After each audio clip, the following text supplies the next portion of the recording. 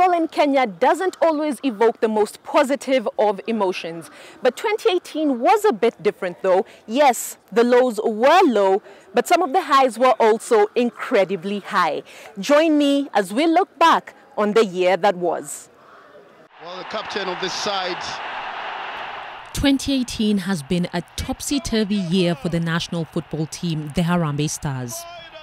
Kenya may have ended her 15-year African Cup of Nations qualification drought, but still finished the year at a lowly 105 in the FIFA rankings, with management of Harambee Stars a continuous headache. To make sure that everything is professional, and that's my experience that I will bring on board.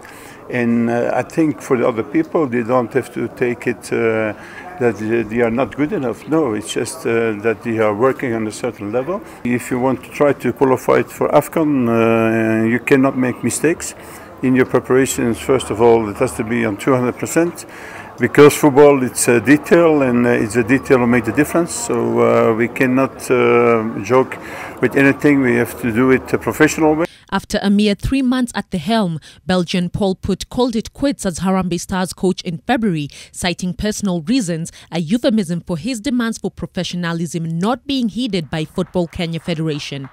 In March, Frenchman Sébastien Meunier was unveiled as the new Harambee Stars head coach. Meunier's tenure has yielded stunning results, top amongst them Kenya's stunning 4-time AFCON champions Ghana 1-0 at home, a gritty barren draw with Ethiopia at a packed Bahir Dar Stadium, and an emphatic 3-0 win against the Walia Antelopes in Nairobi.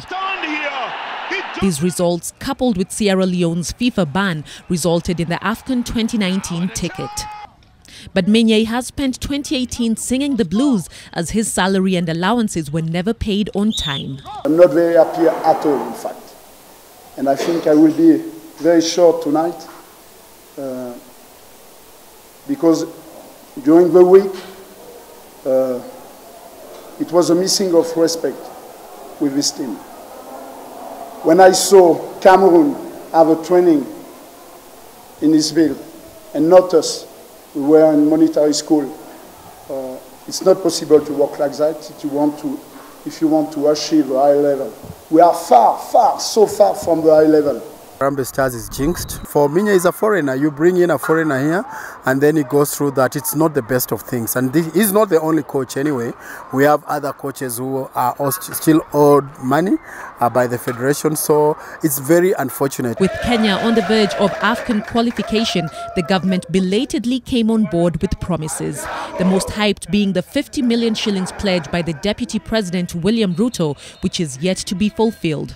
I told you Friday morning we are praying for you, and the whole country is behind you. You have witnessed for yourself. The turnout in this stadium is record. It has never been like this. Yes. And thank you for making us proud.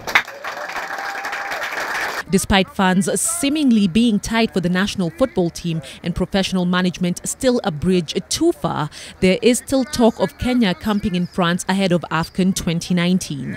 The plan is that in May, once the season ends, immediately the season ends, which is around May 9th, 11th, then we will be on camp for 3 weeks before going to the Cup of Nations. And we shall come back to you once it is confirmed where the Cup of... If it will be in the northern part of Africa, for sure we will host in France. If it will be down south, then we have to change the plan and work on a new plan. Talk of seeking to run before one can even crawl.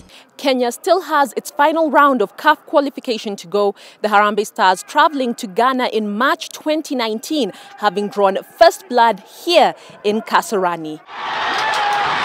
Matters have also been bittersweet for the national women's football team, the Harambee Starlets.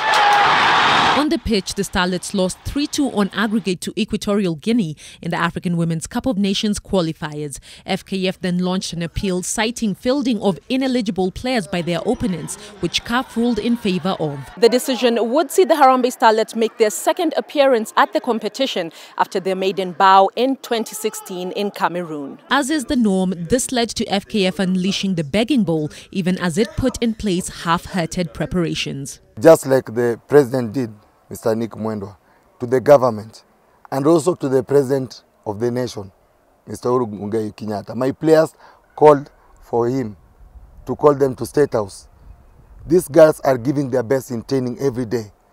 What motivation can we give them? Even as Kenya scrapped around for money, the rug was pulled from under the Harambee Starlets' feet, with CAF reinstating Equatorial Guinea to the competition with days left to kick off. Kenya's appeal at the Court of Arbitration for Sport is still on as FKF attempts to mend the Starlets' broken hearts. In what was a silver lining, Kenya was selected by FIFA to pilot a women's football development program, which will see the country receive a grant of 100 million shillings in 2019. As a build-up to this, 2018 has seen coaching courses, referee training, as well as leadership workshops conducted across the country. Participants from as far as Malindi, Moyale, Marakwet, South Rift, Kericho, and from all over the country. Because the participants are drawn from all our 20 branches, and each branch sent 2 representatives. Participants are teachers, and obviously they are the ones that are in schools. They are the ones that must go and empower our young girls.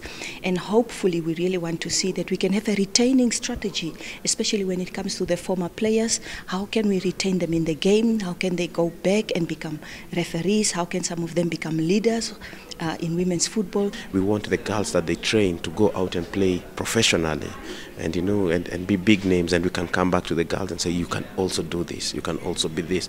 That way we grow the women's game. We feel that we have a lot of potential in Africa to be among the top nations in women's football. It's hoped that the foundation being put in place will translate to the increased growth of the women's game across the country and finally translate to positive results for the Harambee Starlets. Amputee football is often viewed as a marginalized discipline, and the national team hoped to change this narrative when they qualified for the World Cup in Mexico. However, the team's tribulations before, during and after the Amputee World Cup brought to the fore how badly national teams are treated by those in charge of sports administration.